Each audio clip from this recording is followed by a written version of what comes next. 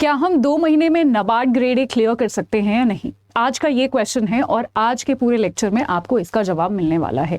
अगर हाँ तो आप किस तरीके से आपकी स्ट्रैटेजी होनी चाहिए जिससे आपका ये एग्जाम क्लियर होने में आपकी मदद हो सके। हेलो एवरीवन, मेरा नाम पिंकी है और मैं आप सभी का बहुत बहुत स्वागत करती हूँ अडर 24/7 रेगुलेटरी बॉडीज पर। अगर आप नए हैं तो चैनल को एक बार सब्सक्राइब कर लीजिए। चलिए मुद्दे पर आते हैं सीधा सीधा। सबसे पहले तो यहाँ पर मैं ये नहीं बोल रही हूँ 2 महीने बाद आपका एग्जाम है, वो किसी को नहीं पता है एग्जाम कब है। नोटिफिकेशन भी अभी नहीं आया है, जो कि अच्छी बात है। अच्छी बात क्यों है? क्योंकि अभी आपके पास दिन है कि आप प्रिपेयर कर सकते हो। We are very much sure कि नोटिफिकेशन तो आना है, तो जितने दिन आपके पास हैं उतनी आपकी तैयारी और अच्छी हो रही है। और जब हमें एग्जाम क्लियर करना होता है ना, तो हम हमेशा कम दिन लेकर चलते हैं। कम दिन एज इन हो सकता है एग्जाम अगर मान लो 3 महीने बाद है या मान लो 2.5 महीने बाद है, ठीक है, हम उसको 2 महीने ही लगाकर चलते हैं। क्योंकि वो जो एक्स्ट्रा हमें 15-20 दिन मिलते हैं उनके 2 फायदे हैं। एक तो अच्छी बात है कि हमें एक्स्ट्रा दिन मिल जाएंगे अपने और बेटर रिविजन के लिए, बेटर प्रिपरेशन के लिए। और दूसरा, व्हाट इफ वो दिन हमें नहीं मिले, व्हाट इफ एग्जाम हमारा जल्दी हो गया, तो हमें एक वर्स्ट केस के लिए प्रिपेयर करना होता है अगर हम डेड सीरियस है अपने इस एग्जाम को क्वालिफाई करने के लिए। इसीलिए आप 2 महीने का टारगेट रखे चलो कि जी 2 महीने में हमें दोनों फेजेस की तैयारी करनी है। कैसे करनी है वो आज मैं आपको बताने वाली हूँ। आप मेरे पीछे देख सकते हैं, यहाँ पर किसी भी एग्जाम को क्वालिफाई करने के लिए हमें एक राइट डायरेक्शन, डिस्कवरी का मतलब है कि डिस्कवरी, यहाँ पर डिस्कवरी ऑफ सोर्सेस की जी पढ़ना क्या है। सबसे पहले हमारे पास एक डायरेक्शन होनी चाहिए कि किस दिशा में हमें आगे बढ़ना है।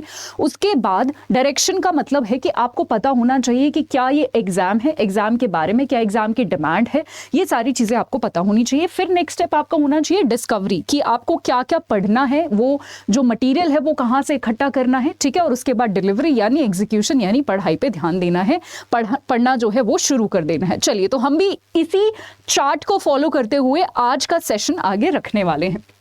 शुरू करते हैं। हाँ जी, सबसे पहले तो एग्जाम को हम जान लेते हैं। मैं आपको बता दूं कितने नंबर ऑफ एप्लीकेशंस जो है वो भरे जाते हैं या पिछले कुछ सालों में भरे गए हैं और कितनी सीट्स हमारे यहाँ पर है। आप देख सकते हैं यहाँ पर 2022 में 60,000 के आसपास एप्लीकेशंस थे, यानी बच्चों ने इतने फॉर्म भरे थे, ठीक है, जिसमें से 35,000 के आसपास जो है यहाँ पर अपीयर हुए थे। यानी आधे बच्चे जो है जितना फॉर्म भरते हैं उसके लगभग आधे जो है वो अपीयर होते हैं। और मेंस जो है यहाँ पर इतनों ने लिखा था और फाइनली जो हमारी सीट्स थी वो 2022 में 168 थी, ठीक है। सो इससे आपको एक लेवल ऑफ कंपटीशन का अंदाजा हो रहा होगा। अगर आप इस 35,000 से भी 168 कंपेयर करें, ठीक है, लीव दैट 60,000 वाला, ठीक है, 35 से भी कंपेयर करेंगे तो आपको एक कंपटीशन का अंदाजा आई एम श्योर हो गया होगा, ठीक है। सो उसके बाद 2021 में 71,000 के आसपास थे और सीट थी हमारे पास 148, ठीक है, ठीक है जी। उसके बाद 2020 में भी आप 66 के आसपास देख सकते हैं, 66,000 के आसपास, और हमारे पास सीट्स थी 150। तो आपको एक रफ आइडिया आ गया होगा कि किस लेवल का कंपटीशन है, ठीक है। चलिए अब जान लेते हैं हम अपने एग्जाम्स को जानने से पहले, और ये एग्जाम हमारा क्वालिफाई होना चाहिए उससे पहले बहुत सारे बच्चों के मन में डाउट है कि क्या ये एग्जाम बहुत डिफिकल्ट है, सच में 2 महीने में हो पाएगा या नहीं हो पाएगा।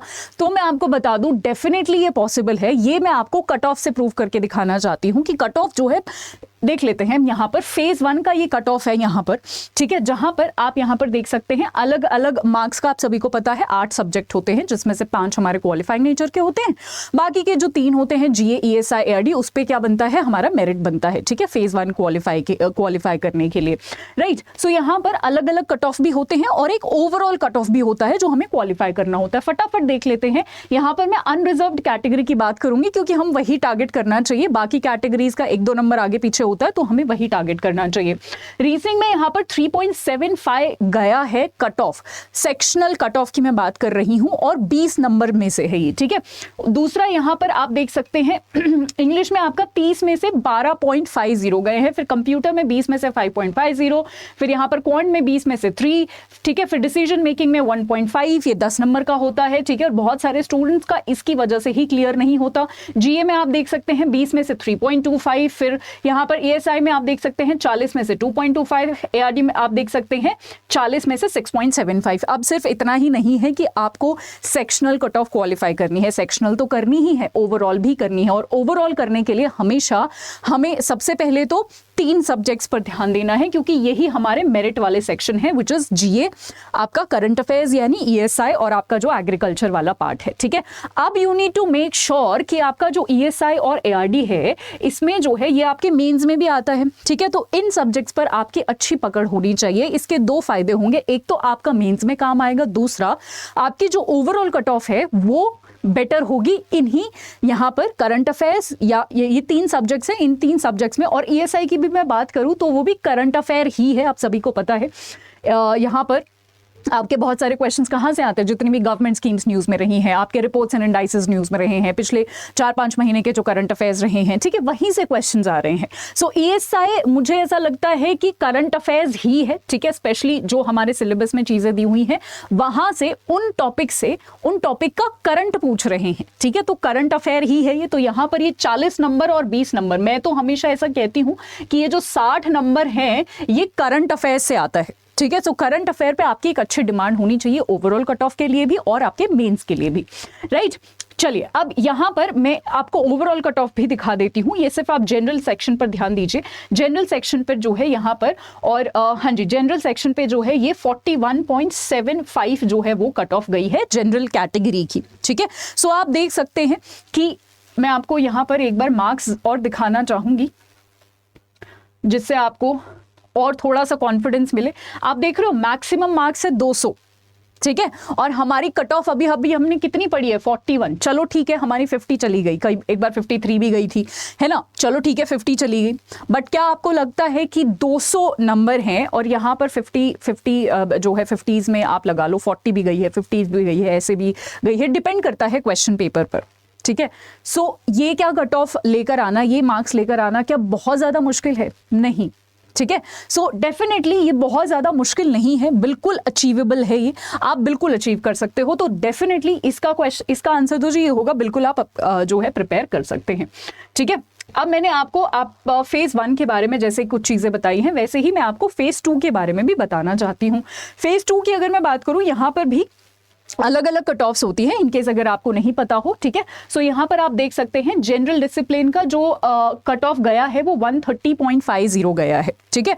वो भी 200 नंबर का होता है, फिर एक्स्ट्रा 50 नंबर जुड़ते हैं इंटरव्यू के, राइट। सो ये इसमें से कट ऑफ गया है, राइट। अगर मैं सेक्शनल कट ऑफ की बात करूँ तो जनरल इंग्लिश यहाँ पर डिस्क्रिप्टिव जो है वो अगेन मैं जनरल कैटेगरी की बात करूंगी, 100 में से 49 मार्क्स आपके गए हैं सेक्शनल कट ऑफ के, ठीक है। ईएसआई में यहाँ पर ऑब्जेक्टिव का अलग कट ऑफ होता है और डिस्क्रिप्टिव का अलग होता है, ठीक है। सो ये जो है 19 नंबर गए हैं 50 में से, और यहाँ पर डिस्क्रिप्टिव में 23 नंबर गए हैं अगेन 50 में से, ठीक है। सो डेफिनेटली आप अगर प्रैक्टिस करोगे, पढ़ोगे और एक इंटीग्रेटेड अप्रोच रखोगे, जैसा कि मैंने यहाँ पर भी बोला है, हमें इंटीग्रेटेड प्रिपरेशन करनी पड़ेगी, क्योंकि अगर इंटीग्रेटेड नहीं की तो फेज़ 1 भी क्लियर नहीं होगा, और अगर इंटीग्रेटेड की तो फेज़ 1 में भी हेल्प होगी, और डेफिनेटली फेज़ 2 में तो होगी ही, क्योंकि हमारे जो मेन सब्जेक्ट्स हैं, ईएसआई हो गया, एग्रीकल्चर हो गया, करंट अफेयर्स हो गया, जिसको मैं ईएसआई में ही बोलती हूँ, वो डेफिनेटली आपके फेज़ 2 में भी काम आने वाले हैं, ठीक है। तो सबसे पहले आपका काम होना चाहिए कि आप सिलेबस और पीवाईक्यूज को अच्छे से एनालाइज करो, क्योंकि डेफिनेटली जब भी कोई हम लड़ाई जीतने जाते हैं तो उसको, जो भी हमारा दुश्मन होता है उसको पहले अच्छे से जान लेते हैं, सिलेबस और पीवाईक्यूज, राइट। सिलेबस मैं यहाँ पर भी आपको दिखाने वाली हूँ। पीवाईक्यूज आपका होमवर्क है कि आप देखेंगे, अगर आप चाहते हैं मैं पीवाईक्यूज पर सेशन लेकर आऊँ तो आप मुझे वो भी बता सकते हैं, राइट। और इंटीग्रेटेड प्रिपरेशन रखनी है हमने, ठीक है। अब इंटीग्रेटेड प्रिपरेशन का मतलब है हमें, देखो आपको पता है बहुत सारे एग्जाम्स के लिए ना फेज़ 1 के लिए कोई सिलेबस ही नहीं होता है, वो तो हम ऐसे ही पीवाईक्यू से एनालाइज कर करके कुछ टॉपिक्स लिख लेते हैं कि अच्छा इन टॉपिक से आया है क्वेश्चन, इन टॉपिक से आया, बट फेज़ 1 के मैक्सिमम एग्जाम्स के लिए सिलेबस डिफाइंड नहीं होता है। सिलेबस जो डिफाइंड होता है वो फेज़ 2 के लिए होता है, ठीक है। और फेज़ 2 के लिए ही हमें प्रिपेयर करना पड़ता है, और वहां से क्वेश्चन आता है। अक्सर बच्चे गलती ऐसे करते हैं कि पहले प्रीलिम्स की या फेज़ 1 की तैयारी कर लेते हैं, फेज़ 2 को छेड़ते ही नहीं है, बल्कि करना ऐसे चाहिए कि पहले फेज़ 2 की तैयारी करनी चाहिए, फिर जब लास्ट के दिन रह जाते हैं फिर डेडिकेटेडली फेज़ 1 पे प्रिपेयर करना चाहिए, और तब जाके एग्जाम क्लियर होता है। या फिर आप इंटीग्रेटेड प्रिपरेशन रखो, एक ही दिन में आप वो वाले सब्जेक्ट्स भी पढ़ो जो दोनों फेज़ 1 फेज़ 2 में कॉमन है, और उसी दिन में 1-2 घंटा आप बाकी, जैसा आपका रीजनिंग हो गया, क्वांट हो गया, इंग्लिश हो गया, डिसीजन मेकिंग हो गया, कंप्यूटर हो गया, इनकी प्रैक्टिस करने में भी 2 घंटे 3 घंटे अपने टाइम के हिसाब से आप निकाल सकते हैं। तो ये प्रिपरेशन का सही तरीका है, ठीक है। चलिए, सो ये तो हो गई जी इंटीग्रेटेड प्रिपरेशन की बात, और ये हम देख चुके हैं एक बारी सिलेबस। अगेन कोई डिफाइंड सिलेबस नहीं होता, डिफाइंड सिलेबस फेज़ 2 का होता है, और वही हमें पढ़ना है फेज़ 1 के लिए भी, ठीक है। सो यहाँ पर आप देख सकते हैं 8 सब्जेक्ट हैं, ये 5 क्वालिफाइंग है, which is quantitative aptitude, reasoning, computer, English और डिसीजन मेकिंग, और आपके 3 जो हैं जीए, एआरडी जिसमें रूरल इंडिया पे ज्यादा फोकस होगा, और उसके बाद ईएसआई। ठीक है, यहाँ पर ये 200 नंबर के हैं और 200 ही मार्क्स यहाँ पर है, आप देख सकते हैं। ये जो 3 सब्जेक्ट्स हैं, अगेन मैं आपको बोलूंगी कि ईएसआई और जो जीए है आप इसको एक ही बोल सकते हो, क्योंकि करंट अफेयर से ही ज्यादा क्वेश्चंस आते हैं। ठीक है, चलिए अब हम देख लेते हैं थोड़ा सा इन डेप्थ सिलेबस। ये फेज 1 का है, बहुत ही जनरल सिलेबस है। ठीक है, जैसे क्वांट में आपका टाइम एंड वर्क हो गया, एवरेज स्पीड, डिस्टेंस, ठीक है, ये सारी चीजें हो गई। उसके साथ साथ यहाँ पर इंग्लिश में आपका grammar, vocab, reading comprehension, passage making, error spotting, jumble word, sentence framing, ये सारी चीजें हो गई। जीए में हमारी जितनी भी मॉनेटरी पॉलिसीज होती हैं, बैंकिंग और फाइनेंशियल अवेयरनेस, इकोनॉमिक टर्म्स, ठीक है, करंट अफेयर, स्टैटिक जीके भी। अगेन मैं स्टैटिक जीके को कभी भी करंट अफेयर से अलग करके अपने स्टूडेंट्स को नहीं बताती। मुझे लगता है करंट अफेयर जब कराए जा रहे हैं उसमें स्टैटिक जीए ऑटोमेटिकली इंक्लूड हो जाता है। यानी अगर मैं आपको कोई नेशनल पार्क के बारे में पढ़ा रही हूं कि जी इस नेशनल पार्क में ये पर्टिकुलर सर्वे हुआ है, ये तो हमारा करंट पार्ट हो गया, बट उस नेशनल पार्क की मैं आपको लोकेशन भी तो बताऊंगी ना, वही तो स्टैटिक जीए है। तो मैं कभी भी ऐसे नहीं करती कि जीए के 2 पार्ट्स है, एक करंट, एक स्टैटिक, या फिर एक एक जो हमेशा चलता है और एक dynamic. No, it's same only. ठीक है, आप भी इसको 2 करके कंफ्यूज मत होइए, आप सिर्फ करंट अफेयर बोलिए उसको, वो स्टैटिक जी उसी में इंक्लूड हो जाएगा, स्पेशली अगर आप मेरी क्लासेस ले रहे हैं तो। राइट, उसके बाद government schemes, very very important, reports and indices, institution special, और यही सारी चीजें तो नेशनल इंस्टीट्यूशंस हो गए, इंटरनेशनल इंस्टीट्यूशंस हो गए, यही तो आपका ईएसआई का भी तो सिलेबस है। राइट, उसके बाद हमारा रीजनिंग में भी पजल, सिटिंग अरेंजमेंट, ये सारी चीजें देख सकते हैं। कंप्यूटर में आपका basic hardware, software, history of computer devices, viruses, hacking, ये सारी चीजें। डिसीजन मेकिंग में behaviour decision making, managerial decision making, eligibility criteria for decision making, ये सारी चीजें हैं। ठीक है, तो ये फेज 1 का आपका एक मोटा मोटा सिलेबस है। फेज 2 की हम बात कर लेते हैं अब। फेज 2 में आप सभी को पता है कि यहाँ पर ऑब्जेक्टिव और डिस्क्रिप्टिव दोनों ही होते हैं। यहाँ पर 2 पेपर होते हैं फेज 1 में, यानी पेपर 1 में जनरल इंग्लिश आता है, डिस्क्रिप्टिव होते हैं। ठीक है, आपको टाइपिंग की इसमें जरूरत पड़ेगी, तो अगेन आपको टाइपिंग भी अभी से अपनी शुरू करनी पड़ेगी। देखिए 2 महीने यहाँ पर बेशक लिखे हुए हैं, हो सकता है आपको 2.5 महीने मिल जाए, हो सकता है आपको 3 महीने मिल जाए, बट ट्रस्ट में वो महीने भी अगर आपने अच्छे से और कंसिस्टेंटली नहीं यूटिलाइज किए तो बहुत मुश्किल हो जाएगी आगे जाके। ठीक है, प्लीज नोटिफिकेशन का वेट मत कीजिए, ये सबसे बड़ा ब्लंडर है जो स्टूडेंट्स कमिट करते हैं। नोटिफिकेशन का वेट करते हैं, उसके बाद जगते हैं, उसके बाद सोचते हैं क्या करना है, ये बहुत बड़ा ब्लंडर है। पेपर 2 यहां पर ईएसआई और एआरडी दोनों मिलाकर यहां पर एक आपका होता है। ठीक है, 30 क्वेश्चंस आते हैं, 50 नंबर का ये होता है। ठीक है, आपको यहां पर आप देख सकते हैं। इसमें अगर मैं बात करूं तो जो डिस्क्रिप्टिव है उनको आप टाइप करोगे। ठीक है, और यहां पर 6 क्वेश्चंस पूछे जाएंगे, of which candidates will be required to attempt 4 questions. ठीक है जी, सो ये आप यहां पर देख सकते हैं अकॉर्डिंगली। अगेन यहां पर 100 मार्क्स का ही ये पेपर होने वाला है। ठीक है, दिस 100 एंड दिस 100। ठीक है, सो ये क्लियर हो गया। चलिए अब हम सिलेबस की बात कर लेते हैं। सिलेबस में भी ईएसआई का ये सिलेबस है। सिलेबस देख के घबराना नहीं है, क्योंकि जो यहाँ पर जो है करंट अफेयर सबसे इंपॉर्टेंट रोल प्ले करता है। यहाँ पर करंट के क्वेश्चंस मेजरली आते हैं, पूरा पेपर में आपको करंट ही दिखेगा। जो कुछ स्टैटिक एरिया से पोर्शंस आ जाते हैं वो आपका मॉनेटरी पॉलिसी से पूछ लेगा, आपका इन्फ्लेशन पूछ लेगा, इन्फ्लेशन क्या होता है, कितने टाइप्स का होता है, कॉस्ट पुश होता है ना, डिमांड पुल इन्फ्लेशन होता है, ये सारे इन्फ्लेशन के टाइप्स हो गए आपके।